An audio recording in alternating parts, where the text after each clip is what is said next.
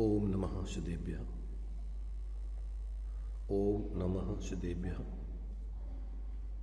ओम नमः श्रीदेव्यः। मंगलम भगवान वीरो मंगलम गौतम मुनि मंगलम कुंद कुंदाद्यो जैन धर्मोस्तु मंगलम सर्वमंगल मांगल्यम सर्वकल्याणकारकम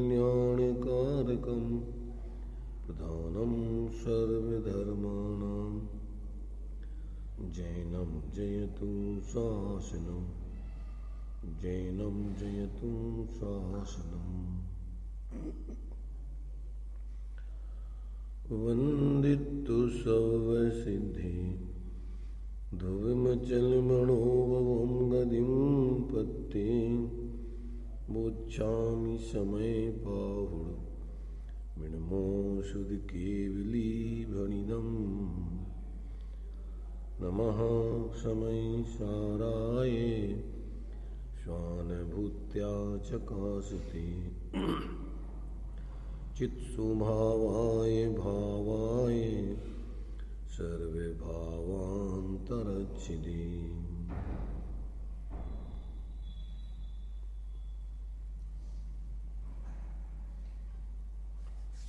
समय सार जी गाथा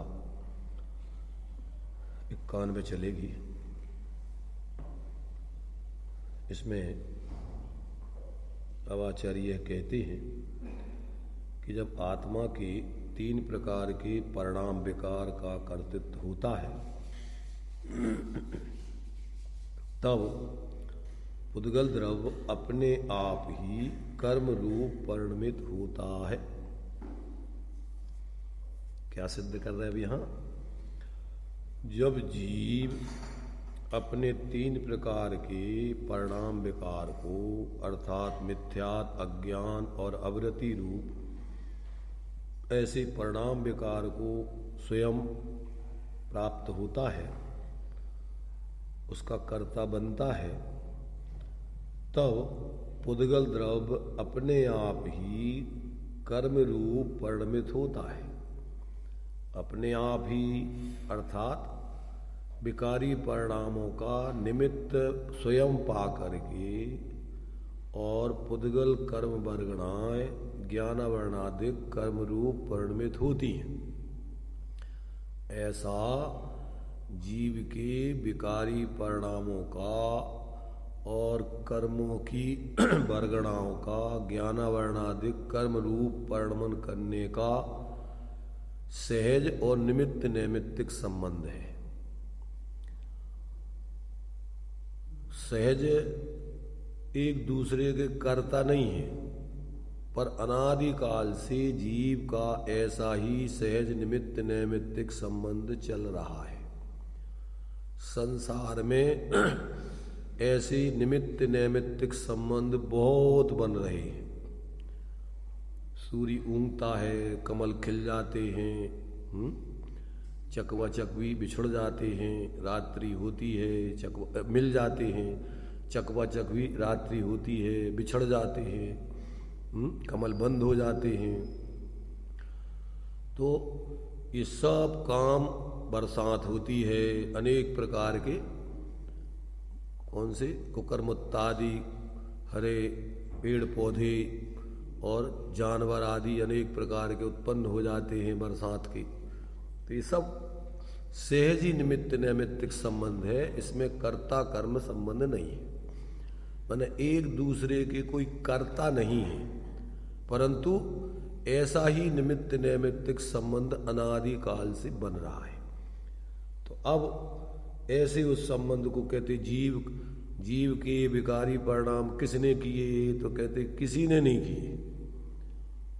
कब से हुए? तो कहते कभी से नहीं, वो तो अनादि से चल रहे, कोई प्रारंभ नहीं है, इसका अंत हो सकता है।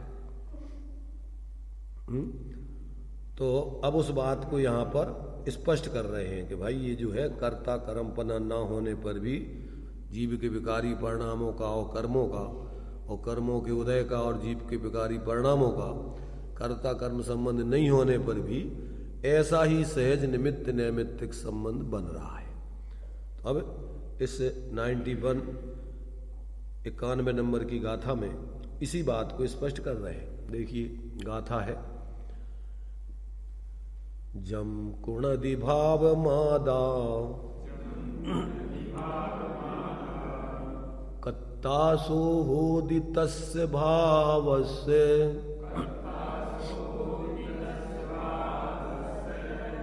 कम्मत्तं परिणमदे तम्मी स्वयं पोग्गलं दब्बम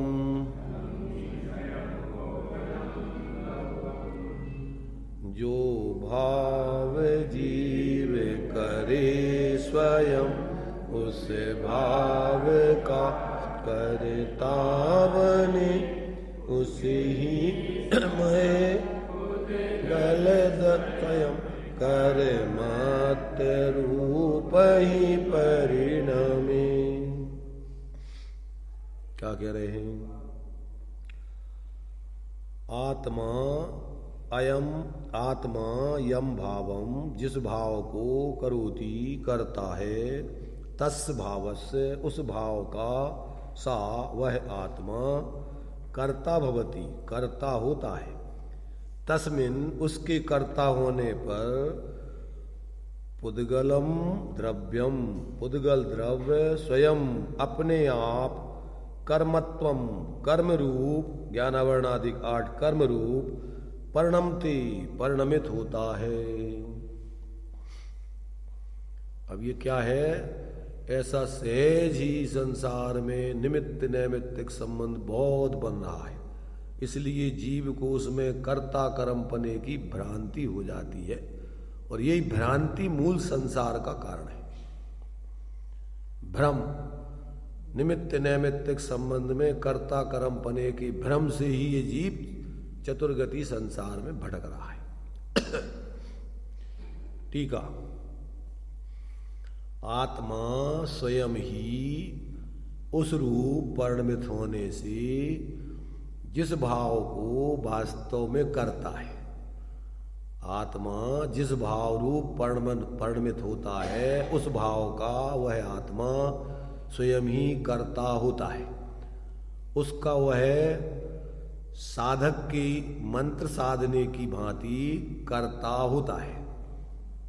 ऐसे मंत्र को साधने वाला व्यक्ति बैठ करके मंत्र की साधना करता है, तो उस मंत्र की साधना करने के भावों का वो मंत्र साधक करता है, और वह आत्मा का भाव है। वो मंत्र साधने वाले का वो मंत्र साधने का भाव है। उसको निमित्त भूत होने पर, उस मंत्र साधक के उस मंत्र साधने के भाव को निमित्त होने पर पुद्गल द्रव्य कर्म, मैंने ये तो मंत्र का तो दृष्टांत दिया, कर्मों का ले रही, तो भाव जीव अपना मंत्र के समान जैसे साधने वाले का भी दृष्टांत खुलासा करेंगे।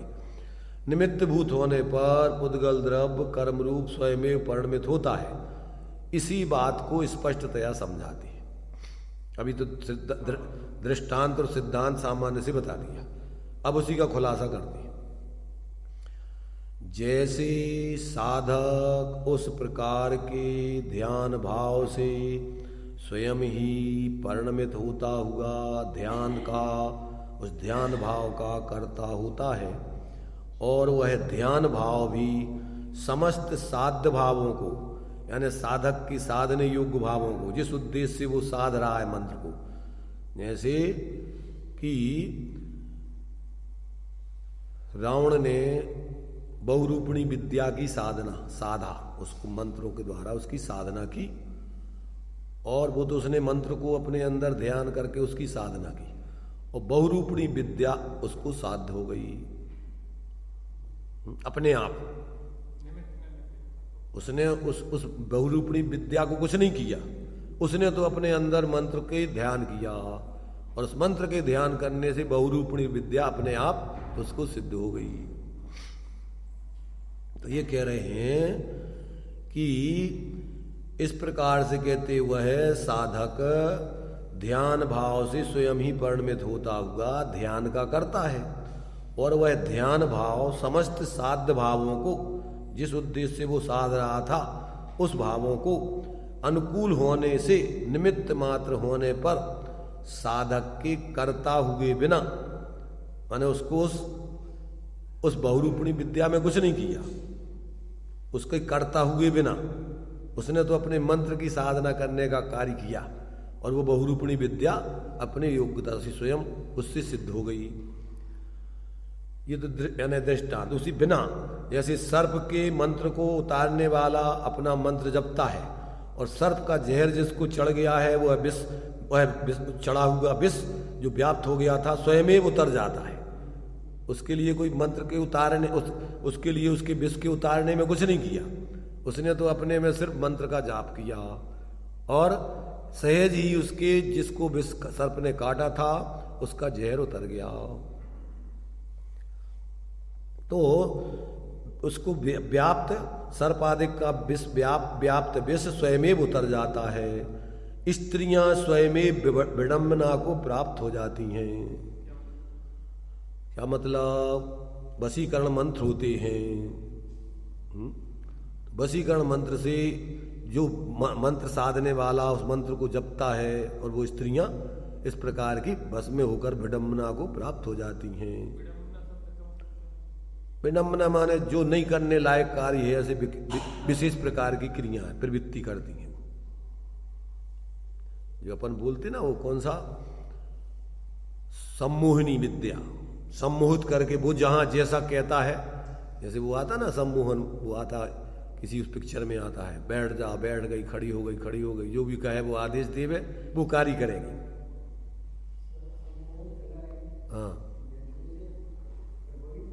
हाँ, जो भी ये सब ये जैसे जो क्या है सर्प होते हैं ऐसे कि जिसके देखने से जहर चढ़ जाता है, तो वो हाँ, तो इस प्रकार से जैसे मान लीजिए माने जो मुनिराज आदि की ऐसी रिद्धि होती है कि उनकी थूक से, उनके मल से जहां जहां चला जाए हवा लग के वहां सब निरोगी हो जाए जी। तो ये सब ऐसे ही निमित्त नैमित्तिक संबंध बन रहा है, कर्ता कर्म पने का संबंध नहीं है इसमें। तो कहते हैं स्त्रियां स्वयं विडंबना को प्राप्त होती हैं। और क्या होता है, जैसे मान लीजिए बंधन टूट जाते हैं, बंधन स्वयं खुल जाते हैं। कोई बंधन में पड़ा है और उसको बंधन टूटने का मंत्र पड़ा और वो उसका बंधन टूट जाएगा। जैसे मान लीजिए 48 बेड़ियों के अंदर बंधे हुए हैं, कौन? मांगनंदी मुनिराज, मानतुंगाचारी, मांगनंदी नहीं, मानतुंगाचारी। और इधर ये अपने ध्यान कर रहे हैं, ध्यान से कर्मों की बेड़ियां टूट जाती हैं। तो ये तो सिर्फ बाहर के पाप के बंधन वाली है, तो टूट ही जाएंगे। इसलिए जब वो अपने आत्माराधना में ध्यान में मस्त है, ध्यान में जो रिद्धियां हैं 64 रिद्धियां वो अपने आप प्राप्त हो जाती हैं, कोई अलग से करना नहीं पड़ता। जैसे मान लीजिए विष्णु कुमार मुनि थे तो उन्होंने उनको रिद्धि प्राप्त करने के लिए कोई किया था काम कर। ये रिद्धियां तो साधकों के जीवन में ऑटोमेटिक प्राप्त हो जाती हैं। तो इस प्रकार से बंधन स्वयं टूट जाते हैं। इसी प्रकार यह आत्मा अज्ञान के कारण मिथ्या दर्शन आदि भाव रूप स्वयं ही परिणमित होता हुआ मिथ्या दर्शन आदि भाव का कर्ता होता है। और वह मिथ्या दर्शन आदि भाव उद्गल द्रव्य को कर्म रूप परिणमित होने में अनुकूल होने से निमित्त मात्र होने पर आत्मा के कर्ता हुए बिना उद्गल द्रव्य मोहिनी आदि 8 कर्म 7-8 कर्म रूप स्वयं परिणमित हो जाते हैं। अरे समझ में माने जिसके अंदर में जैसे आत्माराधना करने वाले व्यक्ति प्रभावित नहीं होते। बाहर में कोई कितना जैसे मान लीजिए उनको उत्सर होवे कुछ भी होवे, पर आत्मा का बल इतना है कि बाहर का उसके ऊपर कोई प्रभाव नहीं पड़ता है। और ये बाहर की रिद्धियां सिद्धियां ऑटोमेटिक प्राप्त होती हैं। और बाहर की जो ऐसे जो दूसरे लोगों की जो है मंत्र तंत्र आदि उनके ऊपर विद्याएं की जाती हैं वो अप्रभावित रहती हैं, वो कुछ नहीं कर पाती। जैसे शंभु कुमार ने कौन सी खटघास खड़घास, उसको सिद्ध किया। और किसके लिए? लक्ष्मण को पुण्य के उदय से ऑटोमेटिक प्राप्त हो गई।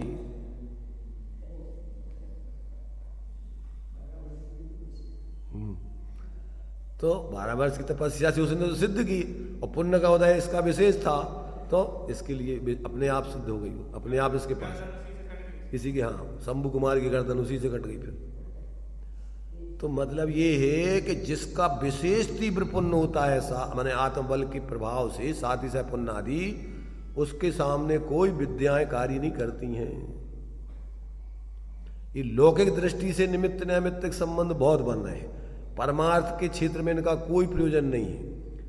पर साधक के जीवन में भी ये सारी रिद्धियां सिद्धियां ऑटोमेटिक प्राप्त हो जाती हैं।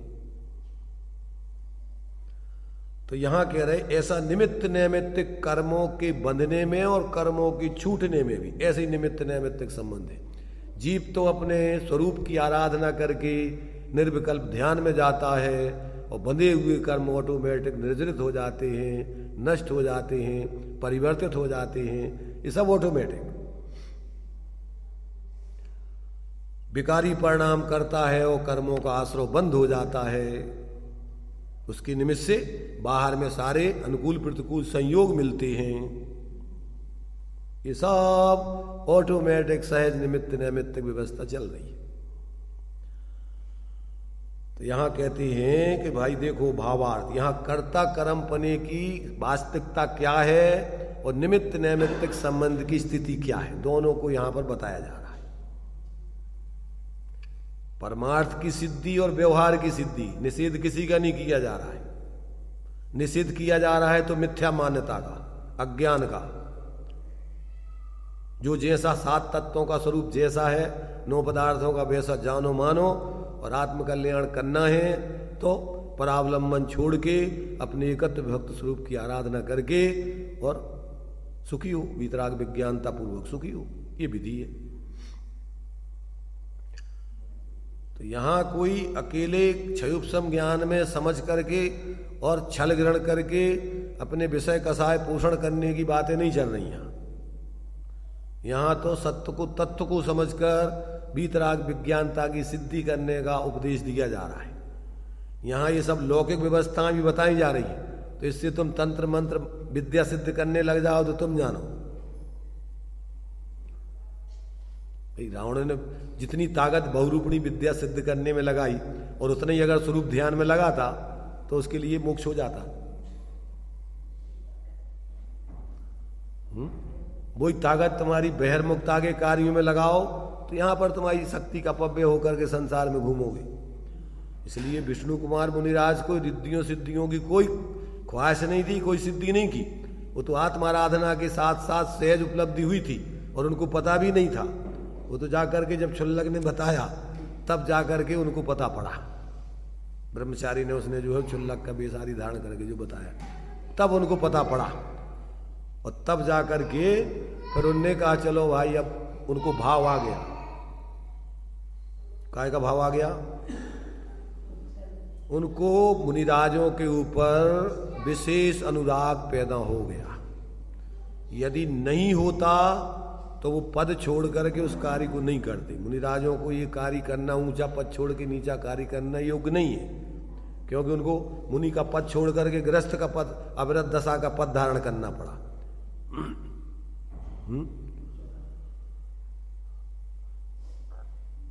तो उस पद पर रह करके ये कोई कार्य किए नहीं जाते, इसलिए उनको पद छोड़ना पड़ा। परंतु चूंकि सवाल 700 मुनिराजों के उपसर्ग का था, और उन्होंने कहा चलो हम पद तो फिर इसका प्रायश्चित लेकर के और फिर पद ले लेंगे। जैसे तुम्हारे से समंत्रभद्र स्वामी ने पद छोड़ करके, और चूंकि आत्माराधना करने के लक्ष्य से भस्मक व्याधि को दूर करने के लिए, अगर उनकी आयु ज्यादा हो गई होती तो नहीं करते हुए ऐसा, परंतु अभी आयु बहुत थी, और धर्म का माने आगे आत्मकल्याण के संग संग अन्य जीवों का कल्याण करने का उनके पास सामर्थ्य था। इसलिए उनके आचार्य ने कहा कि भाई अभी संलेखना समाधि नहीं करके और तुम पद छोड़ के इस रोग का निवारण करो। तो मोक्ष मार्ग में बहुत सारी विवक्षाएं अपेक्षाएं होती हैं, पर सब स्वपरहित की दृष्टि से होती हैं। उसमें कोई लौकिक प्रयोजन साधने के लिए, संसार परिभ्रमण के लिए, विषय कसाय पोषण के लिए कोई भी उपदेश नहीं है शास्त्रों में। किसी को ठगने के लिए कोई उपदेश नहीं है। तो यहां पर अपन को कर्ता कर्म पने का स्वरूप और निमित्त नैमित्तिक संबंध का स्वरूप दोनों का ज्ञान कराया जा रहा है। किसी को इंकार नहीं करना, क्योंकि इंकार करोगे तो सब वस्तु व्यवस्था खत्म होती है। निमित्त नैमित्तिक संबंध नहीं मानोगे तो ना तो संसार की सिद्धि होती है, ना मोक्ष मार्ग की, ना मोक्ष की। क्यों कि सब निमित्त नैमित्तिक संबंध से ही ये संसार की दशा खड़ी हो रही है, और निमित्त नैमित्तिक संबंध के अभाव से ही मोक्ष मार्ग और मोक्ष की सिद्धि हो रही है। परमार्थ से तो जीव बंध मोक्ष से परे है। अगर परमार्थ शुद्ध नय से देखा जाए, द्रव्य स्वभाव से देखा जाए, द्रव्य स्वभाव, ध्रुव स्वभाव, एक रूप भाव, तो उससे तो जीव ज्यों का त्यों रहता है, अनादि अनंत, उसमें कोई परिवर्तन नहीं। पर्यायार्थिक नय से परिवर्तन है ये सब। और अगर तुमने द्रव्य स्वभाव को ही मात्र माना तो सांख्य मत पने की कहते हैं एकांत का दोष आता है, निश्चयाभासी पने का दोष आता है, व्यवहार का सर्वथा लोप होता है, और उससे परमार्थ का भी लोप होता है। दोनों लोप हो जाते हैं, क्योंकि वस्तु ऐसा है ही नहीं। अकेला द्रव्य स्वभाव रूप नहीं, अकेले पर्याय स्वभाव रूप नहीं। और पर्याय में भी बिना कर्म की सापेक्षता के विकारी परिणमन होने की सामर्थ्य नहीं। पर्याय स्वभाव में भी अगर हो तो सिद्धों में भी फिर विकारी परिणमन होने चाहिए। इसलिए निमित्त नैमित्तिक संबंध की जगह 100% निमित्त नैमित्तिक संबंध है, और तात्विक दृष्टि से वस्तु स्वतंत्रता की अपेक्षा वस्तु स्वतंत्रता का 100% स्वभाव है। इसलिए अपन को किसी में किसी को नहीं मिलाना। जहाँ जो बात जिस अपेक्षा से कही जा रही है उस अपेक्षा से समझकर, उसका प्रयोजन समझकर अपना आत्महित साधना चाहिए। छल ग्रहण करके स्वयं भ्रमित होना चाहिए, और दूसरों को भ्रमित करने में कारण भी नहीं बनना चाहिए। आचार्य देव ने ग्रंथ लिखने के प्रारंभ में सजग किया है कि छल ग्रहण नहीं करना। देखिए भावार्थ, आत्मा तो अज्ञान रूप परिणमित होता है, किसी के साथ ममत्व करता है, किसी के साथ राग करता है, किसी के साथ द्वेष करता है। ये तीनों अज्ञान में जा रहे हैं, ध्यान रखना। ज्यादातर अज्ञान में अकेले ज्ञान का अज्ञान ले लो और मिथ्यात्व चारित्र संबंधी उसको अज्ञान में नहीं लो, तो फिर क्या है, भ्रांति खड़ी होती है। यहां अज्ञान में क्या क्या ले रहे हैं? अज्ञान माने मिथ्या दर्शन, मिथ्या ज्ञान, मिथ्या चारित्र, तीनों का नाम एक नाम अज्ञान है। ये सब अज्ञानता के परिणाम है। और ज्ञान माने सम्यक दर्शन, सम्यक ज्ञान, सम्यक चारित्र, उसी को ज्ञान कहते हैं। इसी समय सार में कि ये बताओ कि ज्ञान से सर्व सिद्धि होती है, तो वो ज्ञान आश्रमों में प्रवृत्त है कि आश्रमों में निर्वृत्त? आश्रमों से निर्वृत्त। अगर आश्रमों में प्रवृत्त है तो हम उसको ज्ञानी नहीं कहते। इसलिए ज्ञान हो जाने पर आश्रमों से निर्वृत्त उसका फल आना ही चाहिए। क्या होना चाहिए? हिताहित प्राप्ति परिहार समर्थमी प्रमाणम ततो ज्ञान में तत्। हित की प्राप्ति, अहित का परिहार जिसमें होता है उसका नाम प्रमाण है, और वो सम्यक ज्ञान ही है। मिथ्या ज्ञान में सिद्धि नहीं होती इसकी, उसका नाम ज्ञान है। इसलिए अज्ञान निर्वृत्तिर हान उपादान उपेक्षाश्च फलम। ज्ञान का फल क्या है? अज्ञान की निवृत्ति साक्षात फल है, और परंपरा फल हे का त्याग, उपादेय का ग्रहण और मध्यस्थता। ये ज्ञान का 4 फल है। एक डायरेक्ट फल और 3 इनडायरेक्ट फल। हान उपादानोपेक्षा, हान माने राग द्वेष मोह विकारी परिणामों की हानि, और उपादान माने संवर निद्रा की सिद्धि, और उपेक्षा माने मोक्ष दशा की प्राप्ति। मोक्ष दशा में अब कोई ग्रहण त्याग नहीं होता है। क्या होता है अब बस मध्यस्थ हो जाता है जीव, बिल्कुल तटस्थ हो जाता है। अब ना कुछ ग्रहण करना है और ना कुछ त्याग करना है। तो ये ज्ञान का फल साक्षात तो ज्ञान में वस्तु स्वरूप का निर्णय हो जाना चाहिए, और उसका क्रम से फिर फल क्या है? आश्रव आदि बंधादि का क्रम से अभाव, संवर निद्रा आदि की प्राप्ति, और अंत में मोक्ष की सिद्धि हो जाने चाहिए। ये ज्ञान का फल है, तो उसको ज्ञान कहते हैं। और जिसमें ये नहीं सिद्ध होवे उसका नाम ज्ञान नहीं है, अज्ञान नहीं है वो तो। दृष्टांत दिया कि हाथ में दीपक हो, आंखें हो, सब जान रहे हो, और फिर भी तुम कुएं में गिर जाओ तो माना जाएगा कि तुम्हारी आंखें हैं और हाथ में तुम्हारे दीपक है? ऐसे ही तुम समझ रहे हो, और माने ज्ञान तुम्हारा जागृत है। जिनवाणी तुम्हें सब ज्ञान जानकारी से जानकारी मिल रही है, और फिर भी तुम दुर्गति के पात्र हो जाओ, आश्रय बंध से निवृत्त नहीं करो, चतुर्गति में घूमते रहो, तो कहा जाएगा उसको जानना? ज्ञान कहा जाएगा? इसलिए समझना, शुष्क ज्ञान की कोई कीमत नहीं। यहां जानकारी कर करके वो अकेली खोरी पंडिताई का, यहां पर कोई मोक्ष मार्ग में कोई यहां पर स्थान नहीं है। और अकेली शुष्क क्रियाएं बिना ज्ञान के समझे, जहां क्या जरूरत है, कितनी प्रवृत्ति कितनी निर्वृत्ति, बाहर में अकेली प्रवृत्ति में लगे रहे, तो वो भी जड़ क्रियाएं मानी आचार्यों ने। बाहर का ही अकेला ग्रहण त्याग करते रहे और अंदर में स्वरूप को ग्रहण करके अनुभव नहीं किया, तो ये भी क्रिया जड़ कहलाता है। इसलिए यहां ना तो अकेले शुष्क ज्ञान की कीमत है और ना बाहर की अकेली प्रवृत्ति निर्वृत्ति की कीमत है। जब तक बाहर से निर्वृत्ति करके स्वरूप प्रवृत्ति पूर्वक बाहर की निर्वृत्ति नहीं हो, तब तक उस त्याग का कोई महत्व नहीं है, जीरो।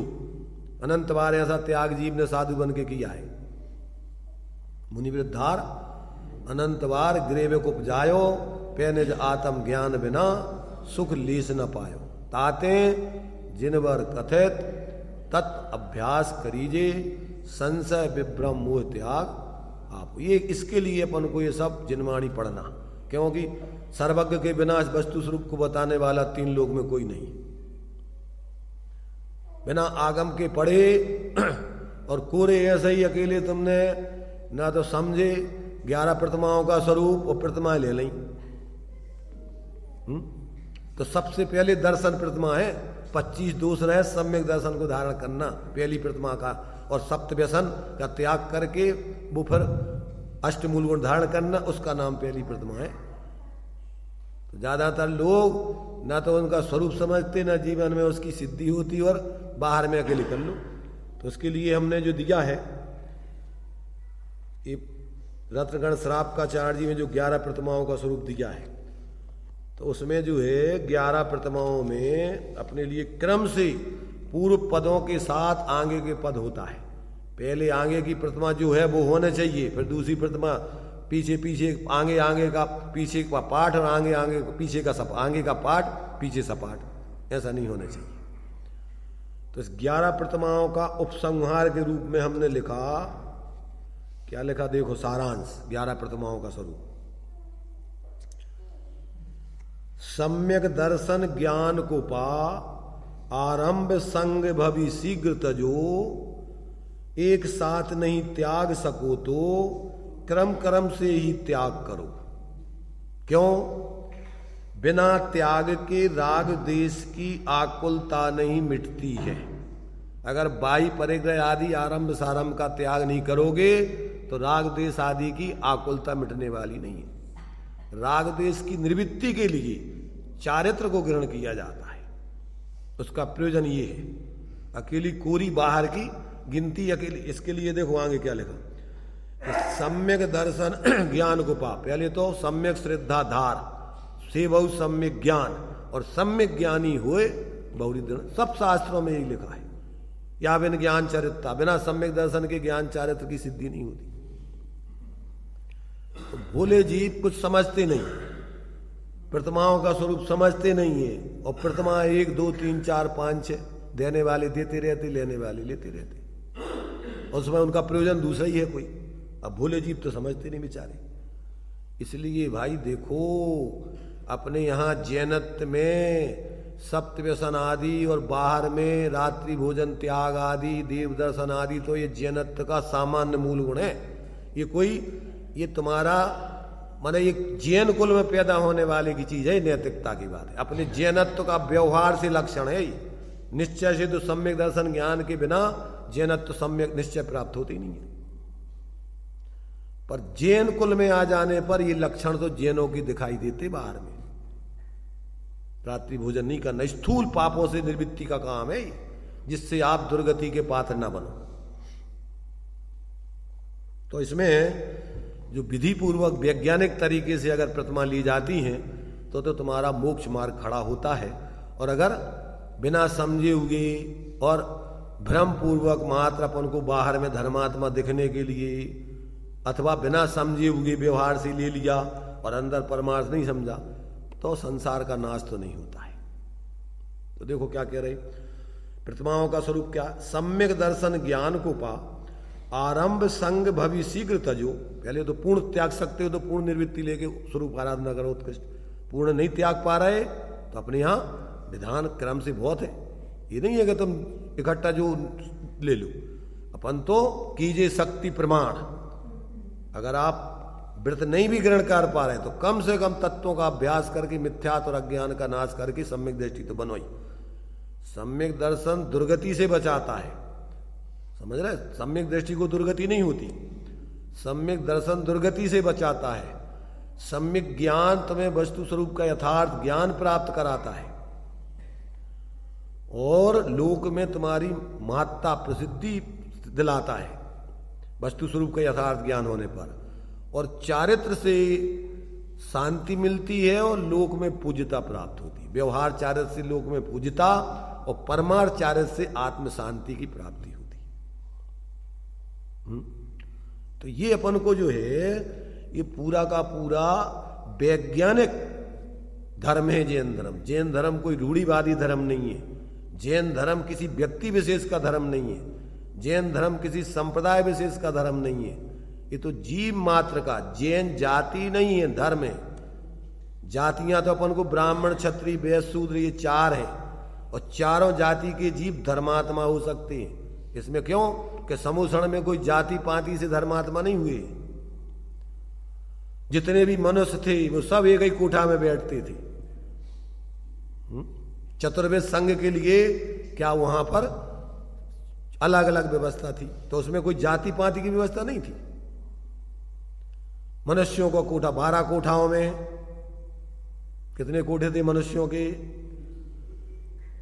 एक कोठा मनुष्यों का सामान्य से, सभी उसमें मनुष्य, छुल्ला केला के भी उसी में। अभी वो मनुष्य ही है, गृहस्थ ही है, चाहे अविरति हो चाहे वृत्ति हो।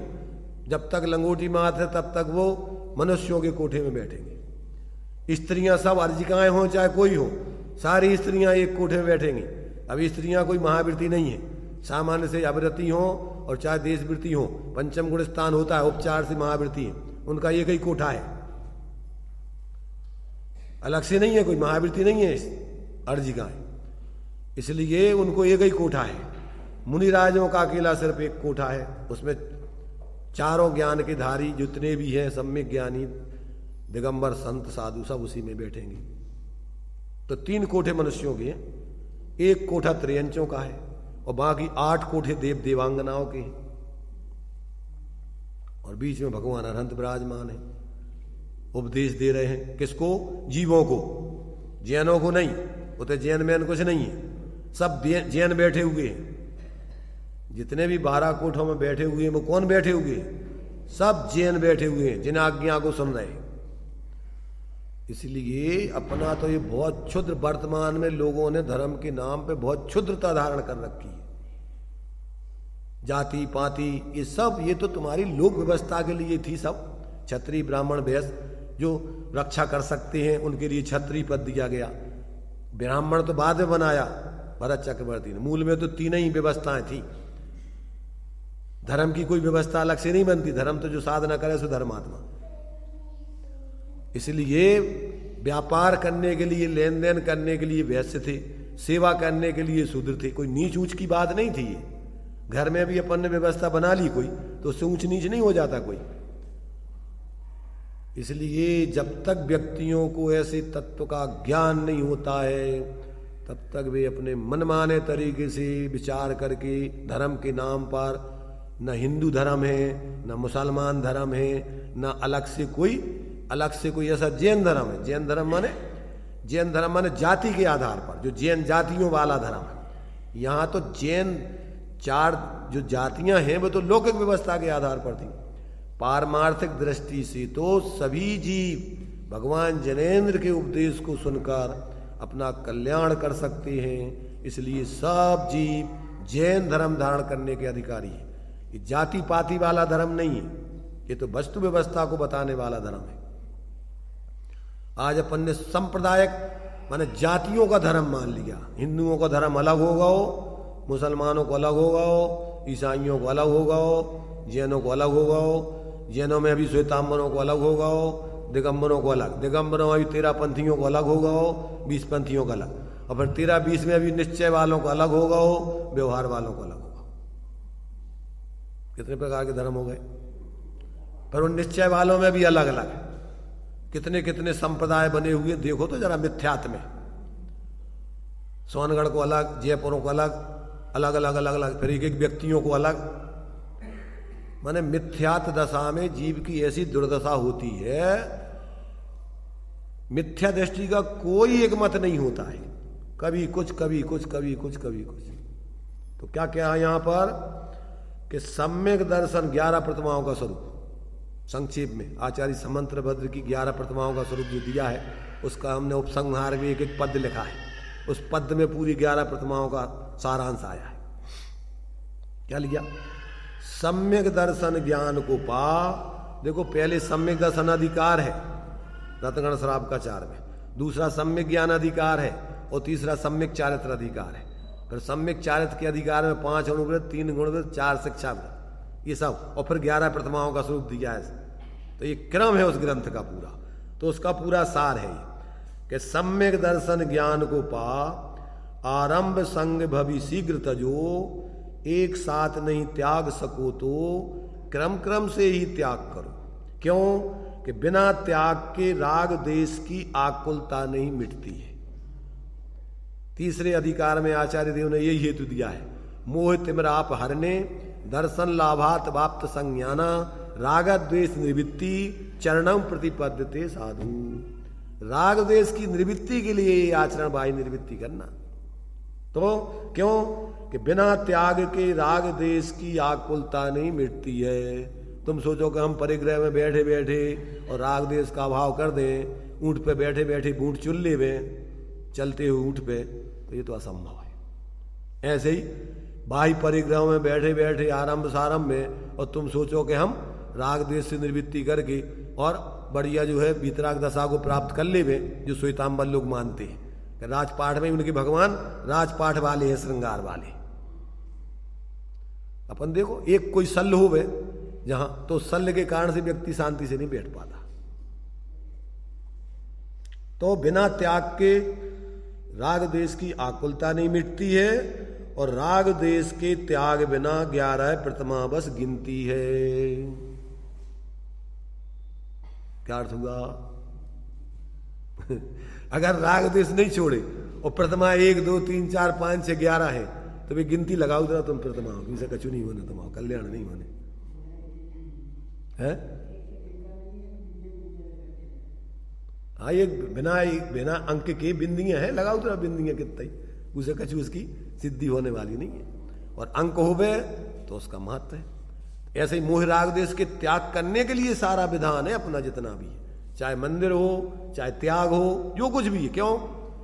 कि मोह राग द्वेष दुख के कारण है। मोह राग रुस दुख की खान, ये बाहर की निर्वृत्ति प्रवृत्ति तो औपचारिक है। अगर राग द्वेष मोह नहीं छूटे तो तुम्हारा क्या मतलब भाऊ? साधु बन गए, गुस्सा चल रही खूब, और परिग्रह आराम में लगे हो रात दिन, तो तुम्हारा काय को त्याग करो तुमने, जा तो बताओ। इसलिए भैया देखो, थोड़ी सी बुद्धि होए तो अपन ये निर्णय कर सकते हैं कि भैया धर्म किसे कहना, धर्म तो आत्मा के स्वभाव को कहना, और वो स्वभाव उत्तम क्षमादि मार्दव आदि हैं, वो आत्मा के स्वाभाविक गुण हैं, और क्रोध आदि ये व्याभाविक कसाएं हैं, और इसी का नाम अधर्म है। तो अब ये कौन सी जाति वालों को कसाएं तुम्हारे से बुरी अच्छी हैं, कौन सी जात वालों को अच्छी हैं? नहीं भैया, जाति पाति नहीं, जीव मात्र के लिए है ये तो। आता समझ में कि नहीं आता? अब ये कौन से धर्म की, निश्चय वालों की चर्चा चल रही कि व्यवहार वालों की, कि जीवों की? मैंने अपन लोग कितनी बुद्धिहीनता में अपन उलझ जाते हैं छोटी छोटी सी बातों में। करते क्या है अपन? इतनी मोटी सामान्य लोगों में भी यार कि जीवन कैसे? अभी लोग हमसे पूछ रहे थे, क्या भैया वो तुम्हारा मंदिर वो जो वो बन रहा, हमने कहा हाँ बन रहा, और ये भी हमारा मंदिर है। तो फिर वो कैसा, क्या अलग अलग कुछ नहीं, हम तो अलग नहीं है। अब जो लोग हो गए हों बेजाने, हम तो भगवान जिनेंद्र को, जहां भी भगवान जिनेंद्र है भगवान को मानते हैं, हमारा कोई अलग अलग मंदिर नहीं है। अब जिनने कर लिया हो बेजाने, उनकी बेजाने, हमें तो कोई परेशानी नहीं है। हम तो वहां था तो वहां अपनी साधना करते थे, यहाँ है यहाँ बना लिया तो यहाँ साधना कर रहे। जो लोग हमारे लिए जीव मात्र, हमारे लिए जो भी हमसे पूछे भैया शांति का उपाय, चाहे जैन हो अजैन हो, रास्ते मिलते उनको समझाते हम। तो मैंने इसमें कहां लड़ाई झगड़े का काम है, ये तो बताओ। इसलिए भाई देखो, बुद्धिहीनता में अपन ठगाए जाते हैं।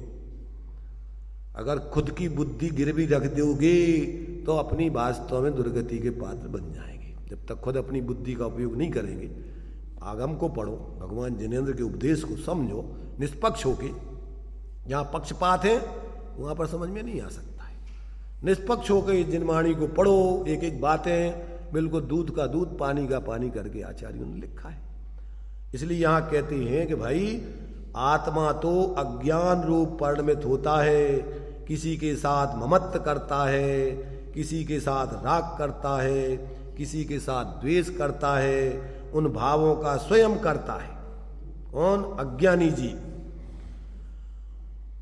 उन भावों के निमित्त मात्र होने पर पुद्गल द्रव्य स्वयं अपने भाव से ही कर्म रूप परिणमित होता है। इस विकारी परिणामों की सजा तुम्हें कर्म बंधन है। 4 गति 84 लाख योनियों की तन कारागृह की जेल है तुम्हें। क्या मिला तुम्हें? इस शरीरों में रहना तुम्हारी शोभा है, आत्मा की बंधन है ये। और अपन इसी शरीरों में आसक्त होकर के फिर इसको छोड़, ऐसे पृथक अपने स्वरूप को देखना नहीं चाहें। तो इस प्रकार कर्म रूप क्या है? अपने आप पुद्गल द्रव्य स्वयं अपने भाव से ही कर्म रूप परिणमित होता है। परस्पर निमित्त नैमित्तिक भाव मात्र है, कर्ता तो दोनों अपने अपने भावों के हैं, यह निश्चय से जानना चाहिए। कितनी स्पष्ट बातें लिखी हुई हैं। और अपन निश्चय और व्यवहार, हम निश्चय वाले, हम व्यवहार वाले। अरे निश्चय व्यवहार तो वस्तु स्वरूप समझा रहे आचार्य भाई। व्यवहार निश्चय हुआ प्रबुद्ध तत्वेन भवति मध्यस्था। निश्चय व्यवहार को समझकर अपने स्वरूप में स्थित होकर मध्यस्थ हो जाओ, राग द्वेष छोड़ दो, मोह छोड़ दो, तो तुम आप निश्चय व्यवहार समझो। निश्चय व्यवहार पढ़ के और लड़न लगे तो तुमने समझो कि मूर्खता कर ली। जो तुम्हारे लाने बंधन से मुक्ति का, लड़ाई झगड़े से, राग द्वेष मोह को छूटने के उपाय थे, निश्चय व्यवहार समझ करके वस्तु स्वरूप, उन्होंने को तुमने वही भोजन तुम्हारे लिए स्वास्थ्य लाभ का और जीवन जीने का उपाय था, और उसी से तुमने अपनी मौत कर ली। क्यों कर ली भैया? निश्चय के लिए हेतु दिया है कि अगर कोई गधा मिश्री खा के मर जाए तो सज्जन लोग तो मिश्री खाना नहीं छोड़ देंगे।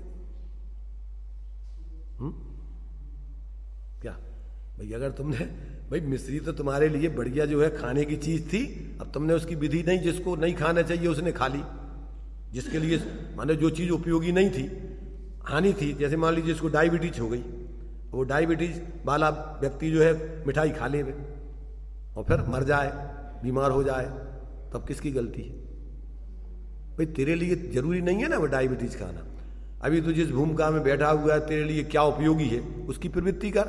अब तेरे लिए शुद्ध स्वभाव द्रव्य स्वभाव बताया है तो उसको अवलंबन करने के लिए बताया कि स्वच्छंद होने के लिए बताया। और कोई स्वच्छंदी होकर के उसके नाम पर दुर्गति में चला जाए तो किसकी गलती है? निश्चय नहीं की। और व्यवहार की उपयोगिता भूमिका अनुसार पापों से बच करके और मंद कसाय रूप प्रवृत्ति करते हुए स्वरूप की आराधना करने के लिए है, और कोई उसी को धर्म मान करके उसी में लगा रहे तो अब आचार्य क्या करें उसमें? इसलिए भाई देखो, सारी विवक्षाएं आचार्यों ने खोल के रखी हैं। उन्होंने इसलिए सजग का कहा किया है कि देखो भैया, हम तो बताएंगे तुम्हारे लिए वस्तु का स्वरूप, और व्यवहार से ही बताना पड़ेगा, निश्चय में तो तुम्हें बता नहीं पाएंगे। बताने का उपाय व्यवहार ही है, क्योंकि निश्चय का स्वरूप तो शब्दों में कहा नहीं जा सकता है। जय न भी शक्य मणज्जम अणज्य भाषम बिणादु गाहेदुम तय व्यवहारेण बिना परमत्थुपदेशेण मसक्कम।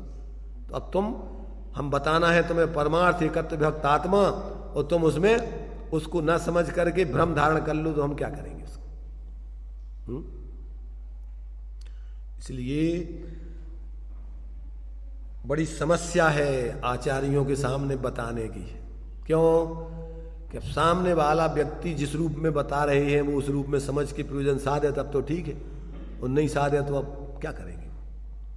इसलिए भैया, इसलिए कह दिया उस पुरुषार्थ सिद्धि उपाय में कि जो व्यवहार कोई परमार्थ मान लेता है, जिसने बिलाव कोई शेर मान लिया तो कहते अब तस्य देशना नास्ति। अब उसको हम क्या समझाएं?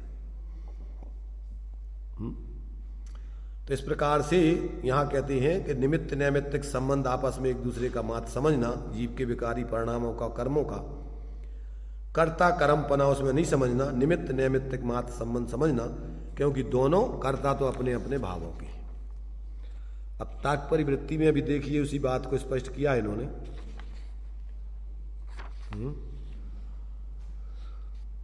पढ़ते हैं, थोड़ा टाइम है अभी, जल्दी हो तो बंद करें। अब आत्मा के मिथ्यात्वादि 3 प्रकार के परिणाम विकारों का कर्तापना होने पर कर्म वर्गणा के योग पुद्गल द्रव्य स्वयं ही उपादान रूप से कर्म पने परिणमन करता है, ऐसा यहां कहते हैं। जम कुणदि भाव मादा कत्तासो होदितस्य भावस्य। जिस भाव या मिथ्यात्वादि विकार परिणाम को शुद्ध स्वभाव से च्युत होता हुआ, जब शुद्ध स्वभाव रूप परिणमन नहीं करता जी, तो उससे च्युत होता हुआ या आत्मा उन विकारी परिणामों का करता है, उस भाव माने जो ऐसे शुद्ध यानी अपने शुद्ध स्वभाव से च्युत होता हुआ यह आत्मा करता है क्या? उस भाव का, विकारी परिणाम का करता है। कम्मत्तम परिणमदे तम्मी स्वयं पुग्गलम दब्बम। उस त्रिविध विकार परिणाम का कर्तापना होने पर उसी क्षण कर्म वर्गणा योग पुद्गल द्रव्य स्वयं ही उपादान रूप द्रव्य कर्म रूप से परिणमन करता है। द्रव्य कर्म माने ज्ञाना वर्णादि मोहिनी आदि 8 कर्म, उस रूप परिणमन स्वयं ही, वो नहीं कराता, वो तो अपने भावों को करता है, और ये उसका निमित्त पाकर स्वयं ही ज्ञानावर्णादिक वर्गणाएं परिणमन कर जाती हैं। किस तरह परिणमन करती हैं, करता है? तो कहते गारुण आदि मंत्र परिणत पुरुष के परिणाम होने पर देशांतर में स्वयं ही उस पुरुष के व्यापार के बिना ही दूसरे के शरीर में विष का अपहरण करना, विष का निवारण, विषापहार, बंध विध्वंस, बंध का नाश, स्त्री विडंबना आदि होना अर्थात विष का उतरना, बंधन का नाश होना, स्त्री का विडंबना को प्राप्त होना इत्यादि परिणाम की तरह स्वयं ही परिणमन करता है। उस मंत्र गारुणी मंत्र आदि के साधक के बिना ये स्वयं ही उसके निमित्त पूर्वक स्वयं ही अपने में इस प्रकार का परिणमन का होता है। कर्तापना एक दूसरे का नहीं, निमित्त नैमित्तिक संबंध पना भी वो जब अवश्य है, उसके बिना नहीं होता है। इसी प्रकार मिथ्यात रागादि विभाव के विनाश समय निश्चय रत्नत्रय रूप शुद्धोपयोग परिणाम होने पर गारुणी मंत्र की सामर्थ्य से विश्व रहित हो जाने वाले पुरुष की तरह जब जीव क्या करता है, जब जीव मिथ्यात राग आदि विभाव के विनाश जब होता है तो उस समय क्या करता है जीव? तो इनको नाश नहीं करता है, निश्चय रत्नत्रय रूप शुद्धोपयोग रूप परिणाम अपने में करता है। और उसके निमित्त से ये मिथ्यात राग आदि, ये मिथ्यात आदि का नाश गारुणी मंत्र की सामर्थ्य के विष रहित हो जाने के समान उनका अभाव नाश हो जाता है। स्वयं ही रसहीन होकर वो कर्म पूर्वबद्ध द्रव्य कर्म जीव से पृथक होकर निर्जरा को प्राप्त होते हैं, ऐसा भावार्थ जानना। इस तरह स्वतंत्र व्याख्यान की मुख्यता से 6 गाथाएं पूर्ण हुई, ऐसा जानना चाहिए। अब कितना स्पष्ट दूध का दूध पानी का पानी करके रखा है। अब अपन लोग फिर भी अपनी बुद्धि से समझना नहीं चाहें, अब और कौन क्या करे उसमें? कौन क्या करे बताओ? अगर अपन को अब नहीं समझना है, समझ के नहीं सम्यक प्रकार जीना है, तो अब कौन तुम्हारे लिए चतुर्गति के दुखों से छुटाए? कौन तुम्हारी समस्या को मिटाए? बता सकते हैं, मिटा नहीं सकते। विधि बता सकते हैं तुम्हें दुख मिटाने की, परंतु तुम्हारी दुख को नहीं मिटा सकते। तुम्हारी समस्या को तो तुम्हें को सुलझाना पड़ेगा।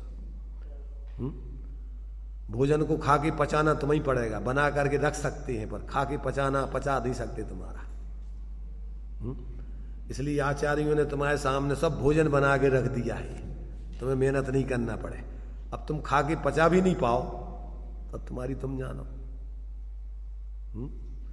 तुम्हें इतनी मेहनत से बचा दिया, सारे ग्रंथों में से सार निकाल करके उनने लिखा, महापुरुषों ने, ज्ञानियों ने, और अपन उसको तो नहीं समझे और लड़ने झगड़ने को टाइम निकालने में धर्म के नाम पे, आचार्यों के नाम पे, भगवान के नाम पे, मंदिरों के नाम पे, मूर्तियों के नाम पे, तो अपने जैसा और अभागा कौन होगा? तो ये अपनी जो है, ये अपनी यहाँ पर ये गाथा क्या है,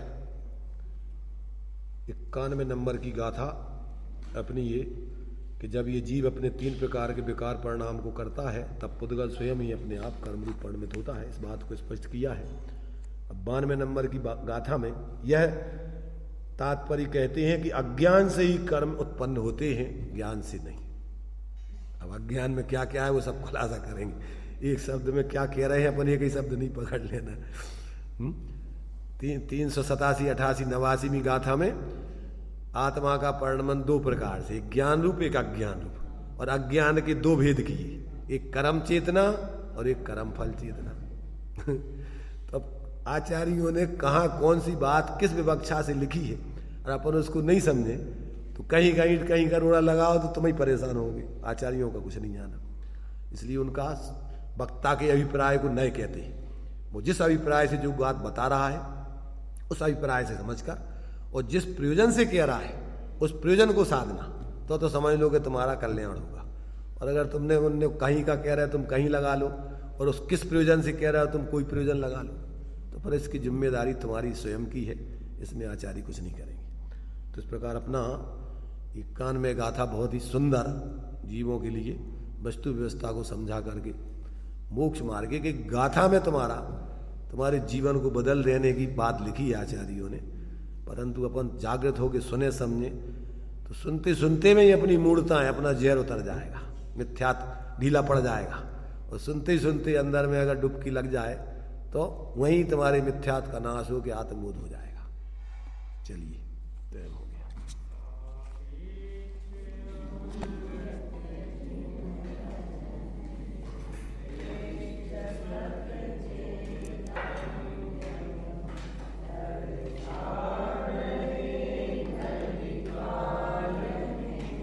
अनुभव करो हे भविज तीर्थं करो के निरहे, यदि ना रहे जिन तो सो परहित कैसे करे, इस जगत में मेरे ज्ञान मस भ्रमते रहे, अशुभत सदाई दुख सही धनी